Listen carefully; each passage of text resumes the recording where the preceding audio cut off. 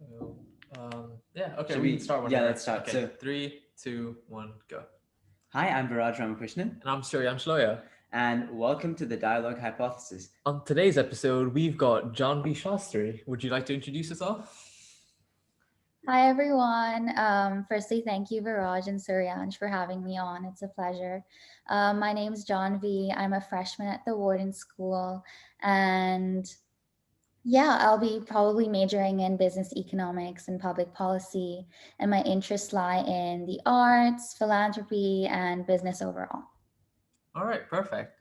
So let's just dive straight into it. Or would you like to do the game first? Sure. Okay, fine. We can do the game first. So what we do in this podcast is we have a game where we give you three articles, and you're supposed to spot the fake one. Does that Okay. sound good? Yeah, sure. That sounds good. So, should I go first? Yeah, you can go Okay. first. The first one is people are complaining of e-scooters going wild in Rome. So, they're going rogue and just roving around the city. I think that's one of the complaints that people have. So that's the first article. The Okay. second article is that lizard's circulatory system could hold the key to a new charging device. And the third one is there's an AI robot that is serving food at a Seoul restaurant. All right, what do you guys think? Wait, what? Can you repeat the last one? Sure, there's an AI robot that's serving food at a Seoul restaurant, A Seoul restaurant. Okay. as in like the capital of South Yeah. Korea. Oh, okay. Yeah. Okay. So I think the third one is definitely true. Yeah. Because that's for sure true, I would say. So between the first and the second, I feel like the first one is something you would see in the news, like a story like that. So I think I would go with the second one being false. I think Are so. you guys I'd back in that. agreement? I'd back Yeah, that. that's correct. I completely made up the second one. Although that would Very interesting thing to make up. All right. All right. So my first article is that there's a news article about I can't wait for things to get back normal, says a woman spending Friday night dining with friends in a crowded indoor restaurant. Right. Article number 2. Hiker wandering through Oregon forest enjoying vibrant reds and golds of fall. Okay. And article number 3. Self-defense experts say pushing assailant's gun against his own forehead still the best way to show whether you don't care whether you live or die. What? Oh my goodness. Those are seriously Messed up articles. yeah, messed up. Yeah. First one seems the most normal, I think. Yeah. Yeah. Seems the most normal. Viraj, what do you think? Sorry, can you repeat the second one? The second one is a hiker wanders through Oregon forest enjoying vibrant reds and golds of the fall. Is that Oregon, like the state? Oregon, yeah, the state. That seems perfectly normal. Yeah. I mean, I don't see why that would be false.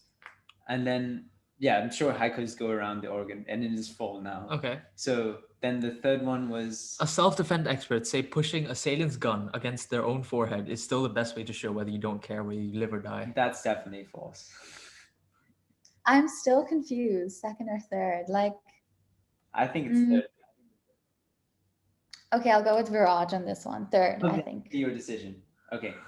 The third one's actually true. You're kidding me. The second one is false because of the fires in Oregon. So it was a pun in saying that Oh, the right. reds are the fires and forests. Oh my goodness. That was good. That was good. So that was like an implied pun. That's actually quite clever. Fair enough. Fair enough. All right. Yeah. Yeah, Okay, so now let's dive straight Yeah, into it. let's dive straight And into so the it. first question is, what interests you in business? Just generally, going to a business school in the right now, what interested you to study business? Sure. Okay, so during high school, during school, I feel like I was the girl who had like very weird interests. Not weird, but like very like diverse interests. Like my A levels were math, eco, English lit, and art. And often I was asked like, how do you link the two together? And I think a teacher even told me you're discombobulated. Like they use that word, and that word's like stuck with me. And I feel like for me, business was the way I could mix all my interests together. I kind of have always been the person who looks at things analytically, but I also like to put sort of a creative or an innovative side to it. And so whenever I was faced with like a business problem or a business idea, I feel like it allowed me to put both my minds to it, my creative Right. side and my logical side. And I think that's mainly what sparked my interest in business. Yeah. Wow, that's a really fascinating answer, actually. Hmm.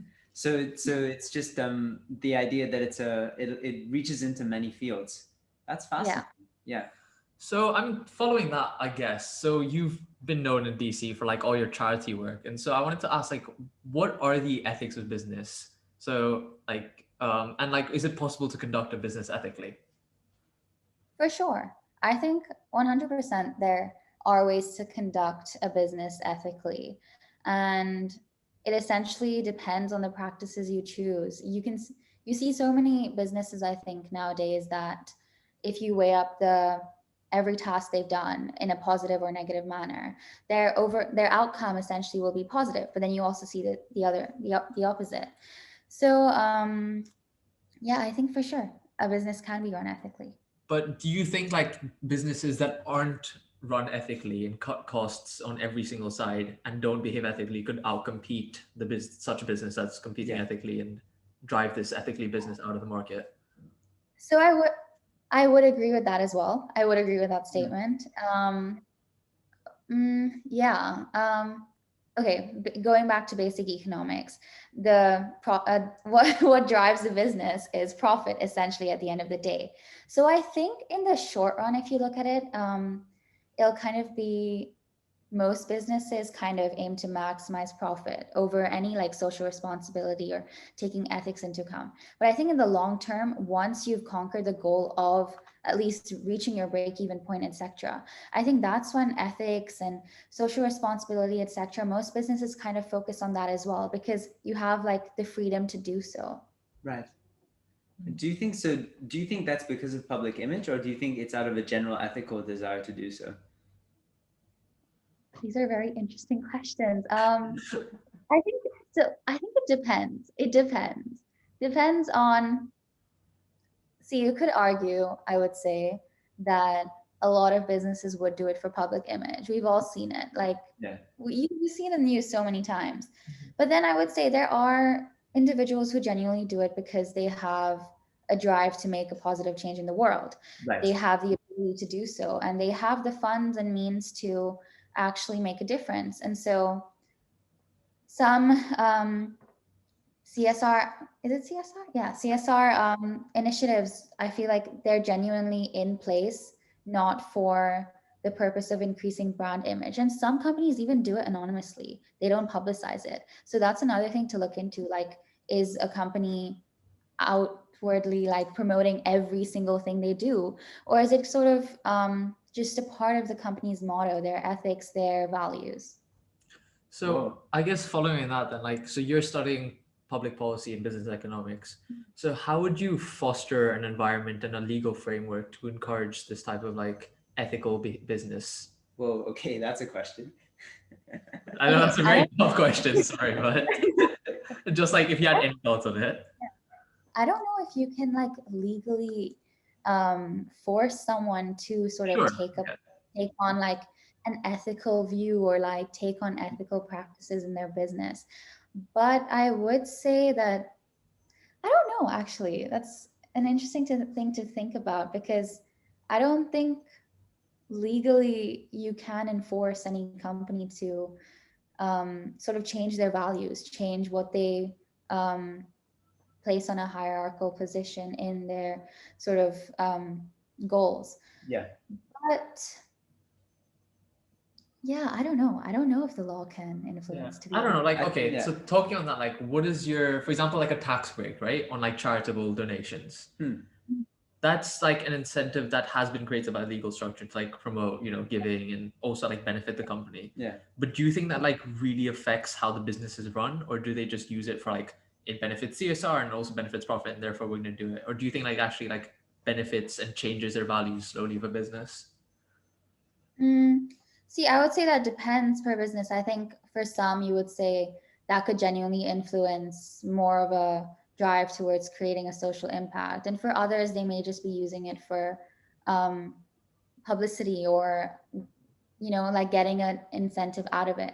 But I think either way, I think if you look at it, um, the tax break, for example, would be in place for like the greater good, essentially. Like the Yeah. outcome, I think, either way, whether you're judging the motives behind the company, I think the overall outcome would be positive in a socially like point of view, if that makes sense. Yeah, that makes a lot of sense. It's interesting that you're focusing on the outcomes. I think there's like many different ways of thinking about the effectiveness and the ethics of a policy. And one branch of ethics is looking at, well, what are the outcomes? Yeah, So sure. does it really matter if the business has these ethical values? If the framework incentivizes them to be ethical, then is that just as good as them actually being ethical? Yeah, that is something to consider for sure.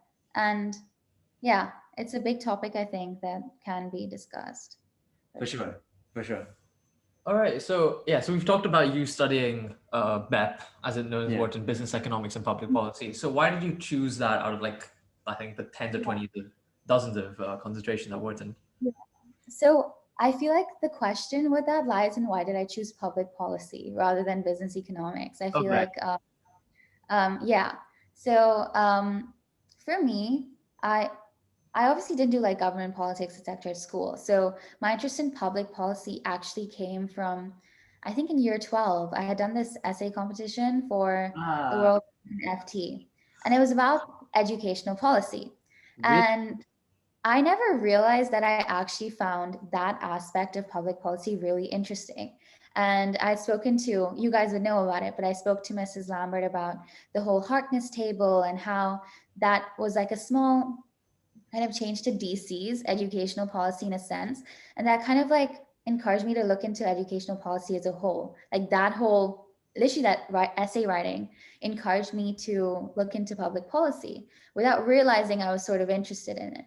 And fun fact, the education system that we're currently all doing in high school was built and generated 300 years ago during the Really? Industrial Revolution. Really? And if you think about that, that kind of that just to me was shocking. It was like in a world of like AI and literally like robot waitresses, etc. Our education system, what's meant to take us forward, was built 300 years ago. Yeah. And so when I looked into that, I like did a few projects with different organizations in the UAE, etc., on UAE educational policy, and that was sort of a branch that made me interested in public policy as a whole, and that kind of triggered me to apply for BEP at Wharton.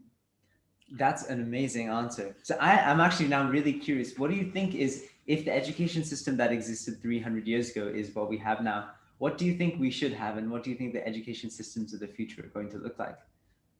Yeah, for sure. So I think the answer to that is pretty straightforward. It has to be an education system that's sort of inclusive of every type of personality, every goal, and every different individual there is. It has to be an education system that's flexible. My point of view right now is that our education system is very rigid, it's very straightforward, it's very mm, conventional, right? And I think in a world where people have so many different interests, like for example, take an individual who wants to become an Olympic swimmer at the end of the day. For them, the way they would want to take on their education if they had the opportunity to make it flexible would be so different to someone who possibly wants to end up being a professor or go into research. And I think that's where the education system needs to change. It needs to be more inclusive. But I don't know, like this is me playing the devil's advocate, right? But don't Yeah. I don't know. For me, I think that the education system gives everyone like a solid foundation upon everyone, Mhm. like everyone can do their own thing and everyone can explore outwards. It's not like it Yeah. takes up all your like 18 hours a day of work and that's all you do in a day, right? There's like Yeah. 6 or 7 hours, or you're in school, but you've got the rest of the time to explore these passions. Hmm. And so we know friends who did swimming before and after school, pursuing this goal Mhm. of being an Olympic swimmer. Whereas we know other people who are doing like math clubs and math competitions and stuff outside of school, like after school, pursuing that track. And so, do you think that like I don't know, this is me just playing the devil advocate, but wouldn't like the education system right now ensures that everyone's at like a standard base from which everyone else Yeah. can go forward? Fair enough. That's a complete valid argument. But okay, put yourself in the mind of someone whose essential main goal in life is to get to the Olympics. I'm just going to continue that Sure. example. Yeah. And there was, so basically, as I was talking about the projects earlier, the main project I was working with was with KHDA, and they have this thing called the Rahal Project. And they essentially were focusing on the same ideas, that they wanted to change the way education was in Dubai. They wanted to make it more flexible to people who had different interests. So one way they did that was to allow students, for example, who had an interest in essentially going to the Olympics at the end of the day, to go to school part-time, have a flexible schedule, whether it was having a 4-day week over a 5-day week, or having school at different timings. And when they measured progress over a long term, they saw immense change. There was this one case study done on this girl who was primarily interested in the violin, okay? And they used her as kind of a prototype to see how this flexible education could help her. And at the end of the day, she ended up becoming, I think, the second best national violinist in the whole of Middle East, primarily because she was able to allocate more time to her passions while simultaneously doing her basic schooling. Okay, fair Wow. enough. But like, sorry, I just find this really interesting, and I wanted to play the devil's advocate just to see where Yeah. this argument goes further. And Yeah. so for me, it's the whole point is that like the probability of these people becoming Olympic swimmers or being like at the top of their instrumental game is very low, right? And so Yeah. if and sure, like you give them more time, though they've got a higher chance of succeeding. But Mhm. if they don't, at least they've got that education to fall back on, Mm. and they can go to university or they can do something else, right? Whereas if you make their whole like primarily the whole day focusing on this one art or this one sport, and they don't make it in quotation marks in this industry, then what are they going to do if they haven't got like a solid education system to fall back on? Okay, so here's, maybe I wasn't clear, but basically, over here, it's not like they're sacrificing their education. They're Okay. just changing the way they go about it. So maybe they're just, um, maybe take a typical Tuesday. They're allowed to do their interest, whatever, till about 2 p.m. And their school might be in the evening. And the next day, they might have school in the morning. It's extra flexibility. And then the main other thing was having a 4-day week. And Mike, okay, maybe I'll ask you guys this. Do you think you would have benefited from a 4-day school week during school rather than a 5-day? Let's Uh, both answer this okay, question. you go for it first. Okay. I think that I think I would have benefited from being able to explore some other interests that I didn't get into. Yeah. So I didn't go into CS for whatever reasons, but it does really interest me. So perhaps I would have had more time to explore that interest with online courses. So yeah, that's one thing which could say would be an improvement. But if I had a 4-day week, I would have less time to interact with my friends. I feel like a big part of coming to school was actually just meeting people. Obviously, that's gonna happen less now because of the situation. But I feel like a Yeah. massive part of coming to school was, the society you had. So I would really miss 20% of that. So I don't know. For me, that's really important. What about you, Suri? Oh, I'm firmly on the no side. Like Okay. maybe in a workplace, a 4-day weekend is much more beneficial, Yeah. purely because of the fact that like you've got a set amount of work and you need to finish it within like a certain time period, right? Yeah. But at school, it's especially at younger years, you do Mhm. most of your work in school. Sure, you've got like a little bit of homework and you do that outside of school, but most of your work is done in school, in Yeah. classes, and also being in an environment where like Yeah. even though we had free periods at sixth form, that Yeah. environment, like that study environment of having the pods, having the library, like everyone working together in a community, it's not Hmm. like a boarding school where you can just meet people. It is like that's the only time where you meet like all these people who are Your focused on contemporaries. Yeah. education, right? And so having that 5-day week allowed me to also get all my work done in the week and not have that carry over to the weekend. I think that, yeah, Yeah, I was fair just enough. I think we're gonna have different opinions. Yeah, Viraj, continue. So I was just gonna say, I think that when you're in school, your friend group is pretty congruent to who you're meeting in school. Mhm. So as opposed to when you're working, well, let's say you might have a group of friends outside of your workspace. You have colleagues at work; they're not necessarily your friends. Therefore, the four day week means that you still have time, if not more time, to interact with people outside of the workspace. But here, my workspace and my friend group are fairly identical because I just Mhm. meet with them so much. At least in school, it was. So yeah, Yeah. that's my viewpoint. Yeah, for sure. I think there's so many different views on this. Like that's essentially like we've seen it in debate so much, even if it's just about a 4-day work day, I mean, work week, um, 4-day work, school week. It's kind of been debated so much, but I do agree with everything you guys said. I think there's ups and downs to both. And yeah, I don't know. It's an interesting place to look into because not without trying to go too technical into it. Like there's so much research been done that like I didn't expect to like see the outcomes from. So if you're interested, I can tell you about a case study that was done with these primary school students. And they actually did a test run of a 4-day school week.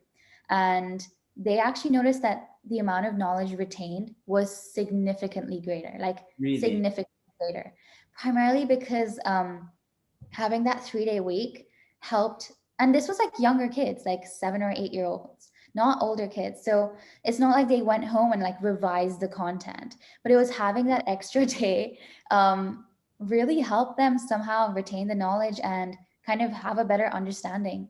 But yeah, it's interesting to read stuff like this, I feel, because there's case studies that'll be for it, there'll be case studies that are against it. And I guess that's why the whole thing is public policy, because it's which policy would be the best way to go down. Yeah. So I guess, yeah, following that then. So you've showed that you're super interested in public policy, but then I don't know. This is kind of like a weird question, but then why do you primarily apply to Wharton? Because it is a primarily a business school. You could Yeah. apply like the college and like focused on like public policy and political science and that type of stuff. So why did you choose to intersect it with like the business education? Yeah. So for me, honestly, I personally viewed college as a way for me to kind of explore all my interests. When I applied to America, I think the main reason for me doing so was that I could intertwine my discombobulated self, going back to how I said that.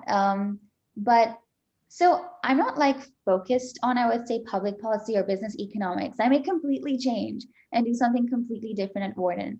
But I think those two interests would reflect me going in. And I'm not sure about where I'll be coming out of Wharton. But I know it'll be something in the business world, and it'll be something that allows me to possibly be creative, maybe even intertwine political science, do a minor in that. I'm not sure. But I think that was my main reason for applying to Wharton, because I knew that at the sole like focus of it, I did want to do something with business. All right, fair enough. Wow. Yeah. So we wanted to just talk briefly about the charity aspect, which you're a big part of charity committee. So we want to know your opinions on why charity is important. Okay.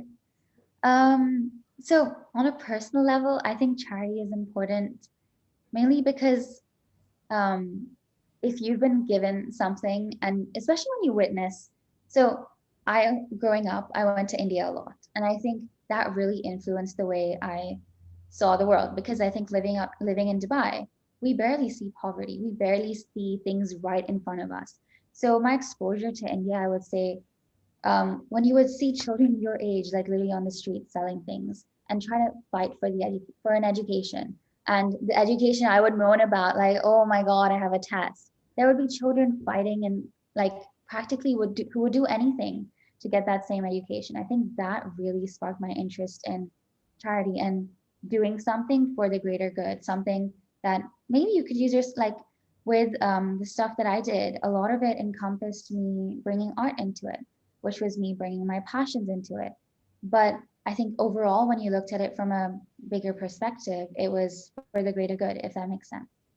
Understood. So we discussed this, right? Yeah. Like On in our like our first first, post, yeah. third podcast. And so one of the questions that I have talking to you, especially as like a public policy specialist or like focusing on that, is that I personally view like having large scale like government redistribution programs much more effective than like small charities. And so I wanted to ask your like opinion on that, like in saying why do you think like these small charities are important compared to like large scale government changes can like that can really like affect a Yeah.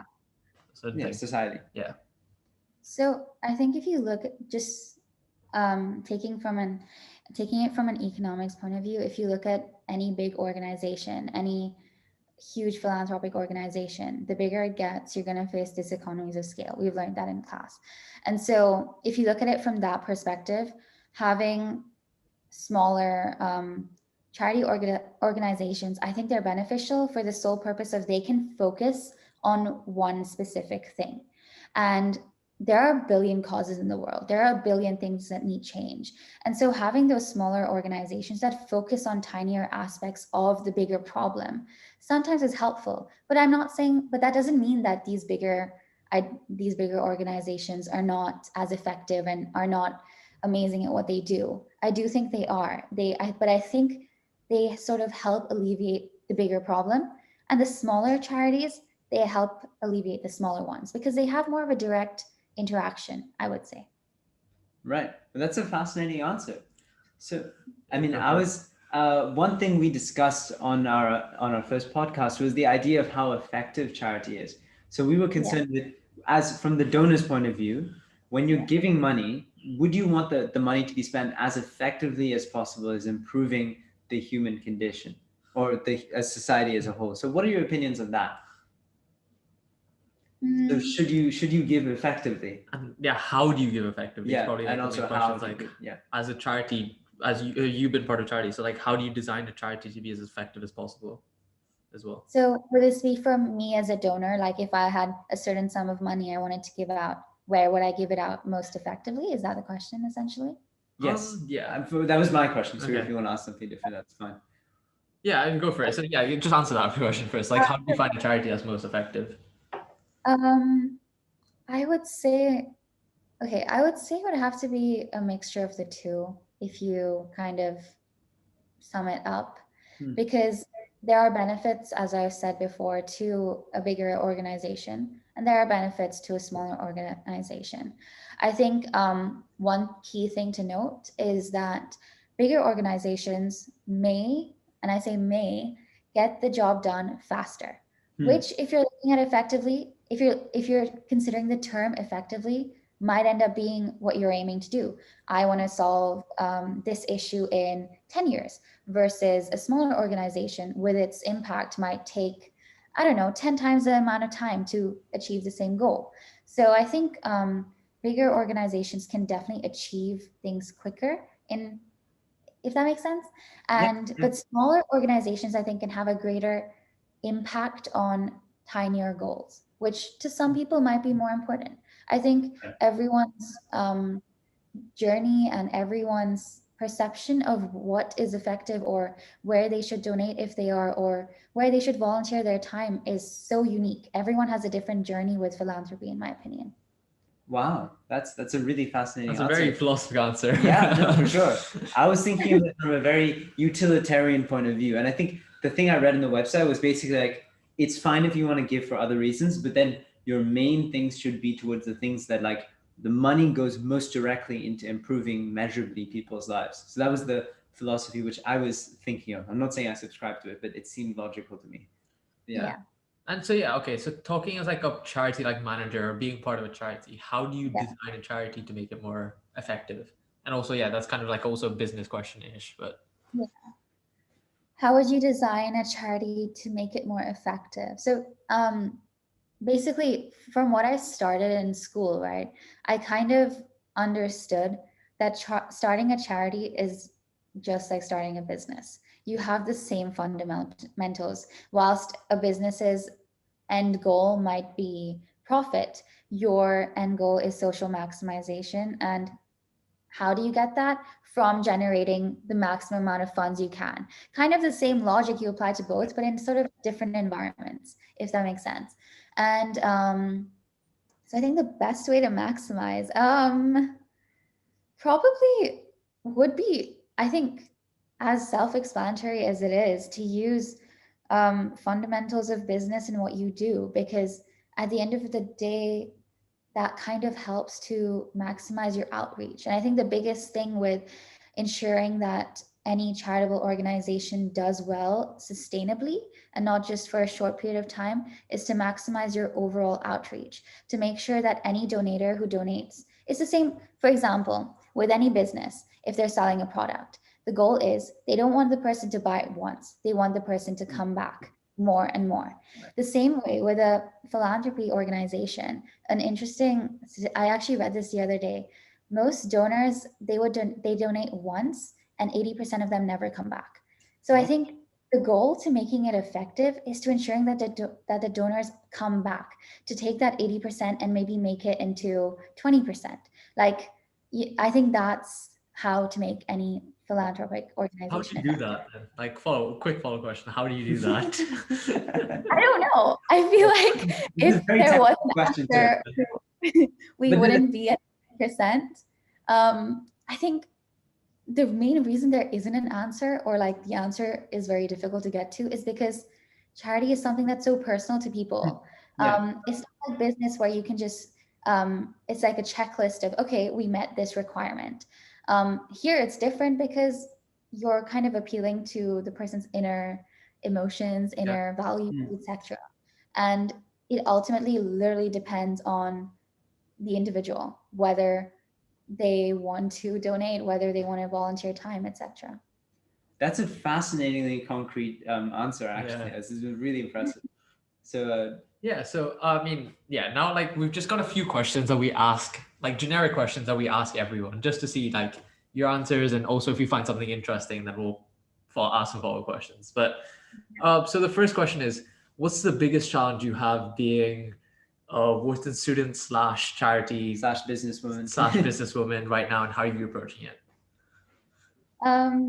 Biggest challenge in today's day, like right now? Just generally, what's the biggest challenge you're facing right now, being what you consider you are, and then how you're approaching it? As like cliche as it sounds, time management. Right. Online school is really not helping with the weird hours, the unconventional way to enter college. I think it's a challenge, not just me. Like I think every incoming freshman who's online right now is going through. And I think I personally, I think I underestimated how different it was going to be going to school online. I mean, going to college online versus just going to school. But yeah, I think the biggest challenge for me right now is balancing that whole transition into uni, which is so unconventional, and sort of having the ability to keep up with my personal hobbies, my personal interests at the same time. Yeah. All right. So that's a big question. So random question now. Uni sort of, as you said, messed with our sleep schedules. But would you say that you are a morning or a night person? 100% a night person. I see. 100% a night person. All right, so I guess the transition to late night time zones isn't too bad then.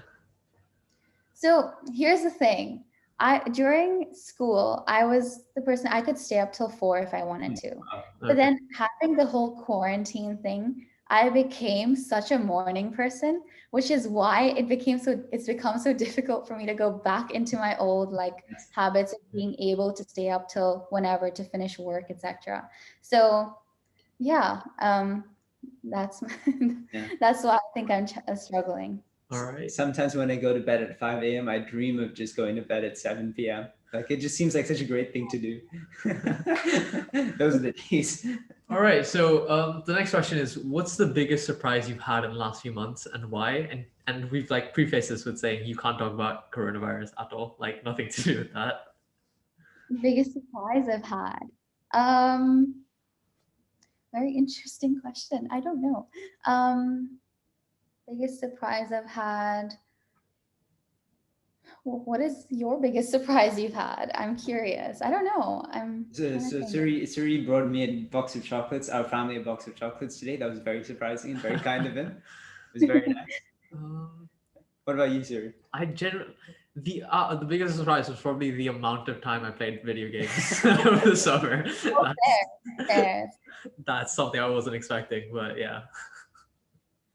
Okay, I think putting that into, I think the amount of TV I've watched, especially over summer, I think I could literally like finish seasons if I wanted to. And I think it was so nice after school for so long just to not, like not to work. Like during school, I feel like if you, for example, if you were binge watching a TV show, you'd be like, okay, I have this to do though. I have this to do. Yeah, just having like, it was such a surprise not to have that thought and just be able to do it at your own will. Yeah. So that was maybe a surprise. It's kind of scary though. I was thinking like I could just do this entire show and then have no regrets. Like that kind of made me feel a bit guilty. Like I should be, no one's telling me like I should be, doing this online course. Surely I should be. Yeah. But that was And my, if you think about it, this summer, like senior year summer, um, it's so different to any other school summer we've ever oh, had, because it's not like we were actively preparing for or actively engaging in something that was going to matter for the next year. It was like a break, which Yeah. I feel like we hadn't, like, although we had summer breaks throughout like our past few years at school, it never really felt like, okay, but I actually have nothing to do. This year, like I felt this summer especially, and which was only enhanced by quarantine, I feel like all of us kind of had the time to go back to things we actually got, like, didn't have the time to do. For example, for me was art. For Suryansh, video games, I think he said. Maybe. I don't remember what he said. But yeah, I feel like we got to do so many things that like during school we didn't have the time to. And I think that Yeah. was really nice. It was a nice break. yeah, I agree. All right. It So was yeah, fair enough. perfect. Yeah. Yeah. So the next question is: so if you had another $5,000 in budget, how would you spend it and why? Um, and do I have to spend it in a like Just over? any way you want. If you had $5,000 given to you right now, what would you do? Can you give the charity? Okay, that was that. Yeah, I invested Wow. in. Okay. So okay. Nice answer. Okay. Yeah, Very good very answer. good answer. Okay. I would love into creativity for a cause for sure.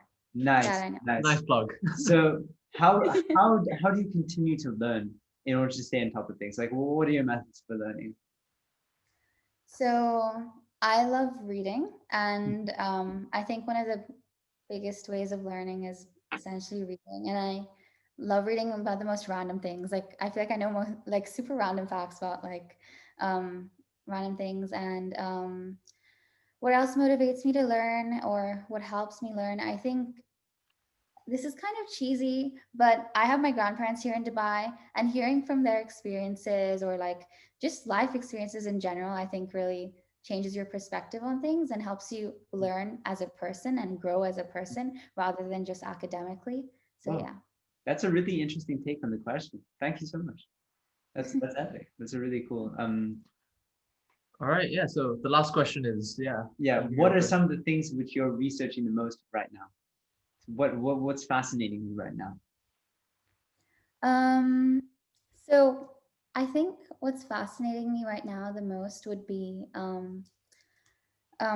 so the law class, Suryansh, Legal Studies 101, I think that has made me so interested in so many things I never even thought about before. So I feel like I've been doing a lot of research into just US law and different cases, because I think growing up in Dubai, I never really got the chance to do that. I never really looked at US law. I never really looked at cases that are so widely known. And so I think that's been something I've been researching into a lot. Like, yeah.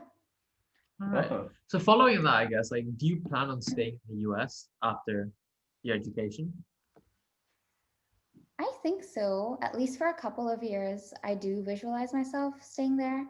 Um, obviously, I don't know for sure, but like I do visual. Yeah, I think so. Yeah, at least for the first few years. Fair enough. okay. And also, okay, so this is just for me, just like a super interesting question. So, you did those like, so at Wharton, for people who are listening, we do this thing called like the Clifton Strength Survey. And so Yeah. it gives us like 5 attributes that like we're the strongest at. Oh, And like for me, I found it like quite accurate and it was kind of interesting. So I wanted to ask like, what did you get? If you don't mind sharing. Yeah, sure. I just pulled it up. So the five ones that I got. can I Yeah. take the stats? Yeah, it's quite interesting. Yeah, you should. So the first one Yeah. I got was ideation. So Sorry? idea generation. Idea Like, generation. which I think was so accurate. Like I was like, oh Yeah. wow, okay. The second one I got was achiever. Okay. Third one That's I like a got was classic Wharton thing. yeah. Like everyone I course, know. of course. Yeah, Wharton's got achiever. the third one I got was futuristic. Okay, Fourth the one last one. relator. Okay. Fifth one was individualization, Okay. which I summed up, I think, did pretty much describe me. Like I could see why I was put into each category. Yeah. So Right. Yeah. what was your top one, Suryansh? Oh, mine was learner, um, input, which means like you basically like getting like everything inputted to you, and you just like everything. You like learning about Yeah. everything basically. Yeah. Then there was self-assurance. Okay. Yeah, I can see that. What's that? And then there's two others which I just can't remember right now. But they were like Forgetfulness. probably. But yeah, stuff like that. And it wasn't like any like typical like Wharton achiever or competitiveness or like futuristic. I didn't get any of like those Wharton attributes, which is kind of interesting. But you know. Yeah. All right. right. So I think that concludes our episode. Yeah. Um, So yeah, I'm Raj Ramakrishnan. I'm Suryan Choya, and